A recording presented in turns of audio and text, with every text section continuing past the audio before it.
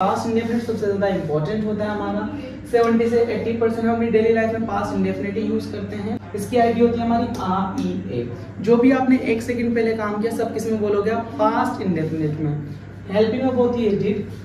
Simple rule में आती है हमारी subject V2 and then object. जैसे कि मैंने इंग्लिश बोली, आई स्पोक इंग्लिश। नेगेटिव से हमें लगाना है डिड नॉट एंड वर्ब की first form object.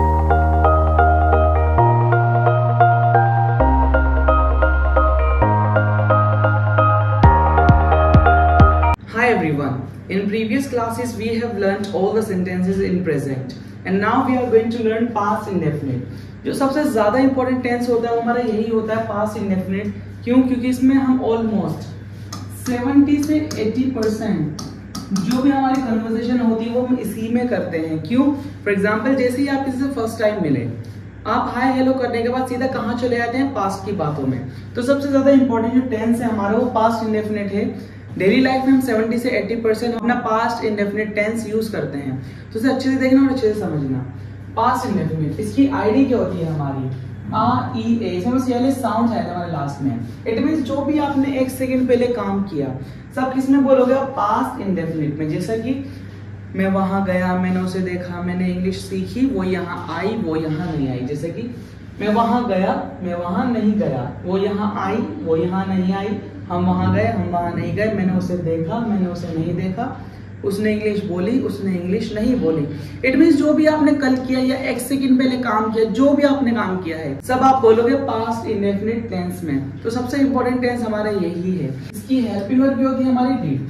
Singular and plural दोनों के साथ हमें यूज करनी है did. We have to use did with singular and plural. चलिए बात करें हमारे फर्स्ट रूल। फर्स्ट रूल हमारा सबसे इंपॉर्टेंट है क्योंकि इसमें सब्जेक्ट आता है, वर्ब की सेकंड फॉर्म आती है एंड देन ऑब्जेक्ट। इसलिए क्या है हमारा बहुत इंपॉर्टेंट है, इसे आप अच्छे से क्लियर कर लेना। This is very important past indefinite tense.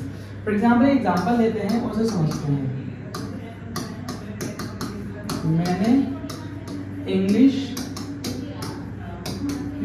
बोली। सब्जेक्ट क्या है? मैंने यानी कि आई।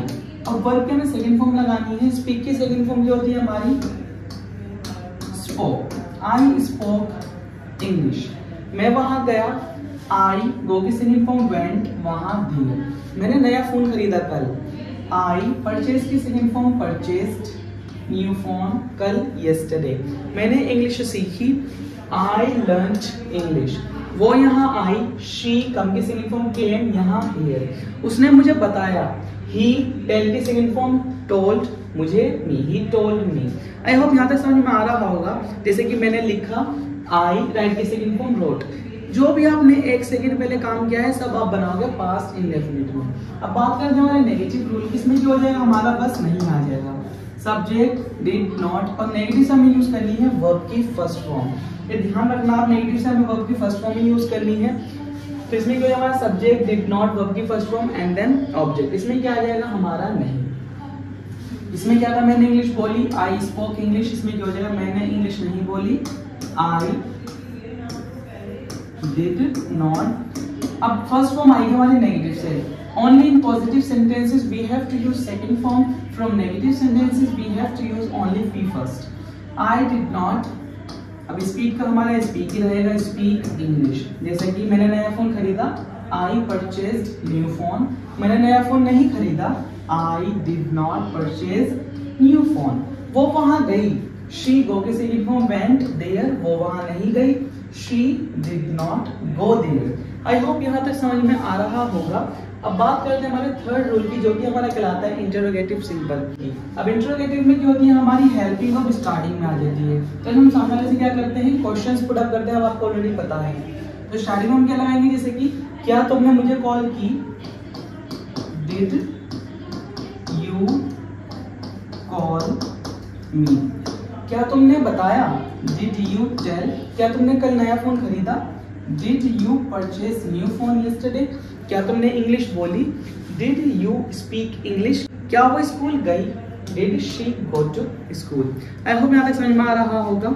चलिए बात करते हैं हमारे फोर्थ रूल की, जो कि हमारा कहलाता है इंटरोगेटिव नेगेटिव। इसमें क्या है हमारा? बस नहीं आ जाएगा। इसमें क्या है? Did you call me. क्या तुमने मुझे कॉल की। इसमें क्या हो जाएगा? क्या तुमने मुझे कॉल नहीं की। Did you not call me, क्या तुम स्कूल नहीं गए?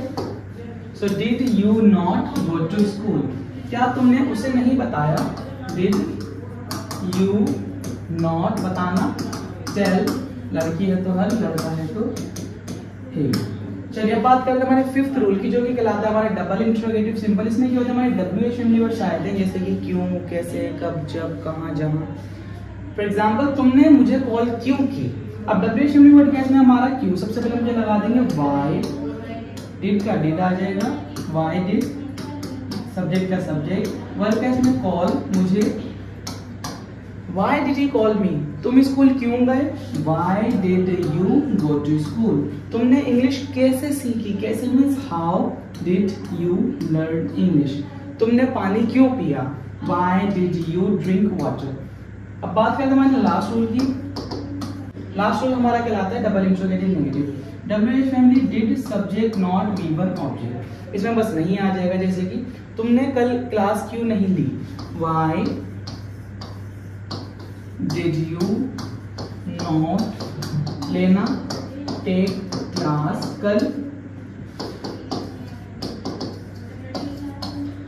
yes, why did you not take class yesterday, तुम वहां क्यों नहीं गए? Why did you not go there, तुमने मुझे क्यों नहीं बताया? Why did you not inform me।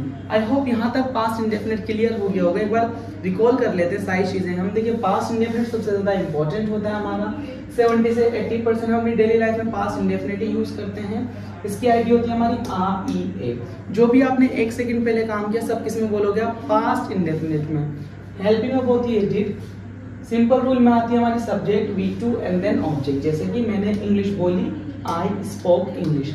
Negative से हमें लगाना है डिड नॉट एंड वर्ब की first form object. Did not के साथ आपको हमेशा वर्ब की फर्स्ट फॉर्म यूज करनी है नेगेटिव से, जैसे कि आई स्पोक इंग्लिश सिंपल में, नेगेटिव में क्या हो जाएगा? आई did not speak English. Interrogative में डिड यू कॉल मी, क्या तुमने मुझे कॉल की? नेगेटिव में did you not call me, क्या तुमने मुझे कॉल नहीं की? व्हाई डिड यू कॉल मी, तुमने मुझे कॉल क्यों की? Why did you not take class yesterday, कल तुमने क्लास क्यों नहीं ली?